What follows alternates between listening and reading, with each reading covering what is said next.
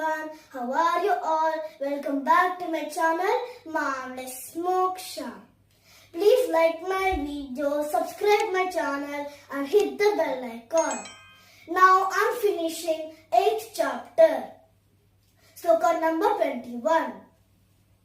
Avyaktoksara ityuktah tamahuh paramam gatim yam prapya na nivartante tadhama paramam mama purushassa parah partha bhaktya labhyastvananyaya yasyantasthani bhutani yena sarvamidam tatam yatra kale tvanavrittim आवृत्तिं चैव योगिनः प्रयाता यान्ति तं कालं वक्ष्यामि भरतर्षभ अग्निर्ज्योतिरः शुक्लः षण्मासा उत्तरायणं तत्र प्रयाता गच्छन्ति ब्रह्मविदो जनाः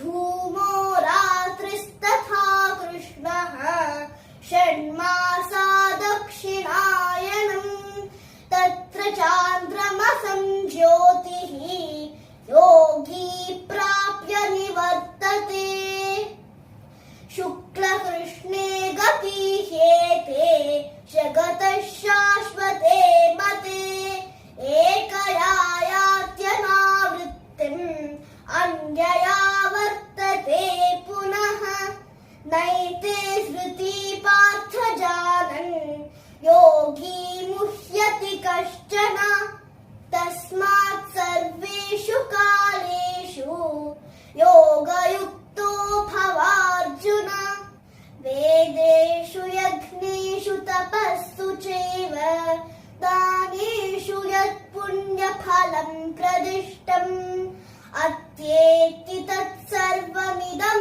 विदित्वा योगी परं स्थानमुपैति चाद्यम् ॐ तत्सदिति श्रीमद्भगवद्गीतासु उपनिषत्सु ब्रह्मविद्यायां योगशास्त्रे श्रीकृष्णार्जुन संवादे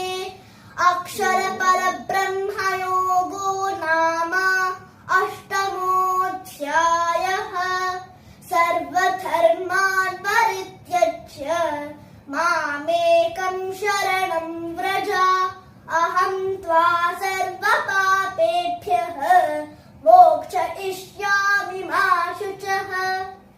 Please do like my video, subscribe my channel and hit the bell icon. Hare Krishna to all.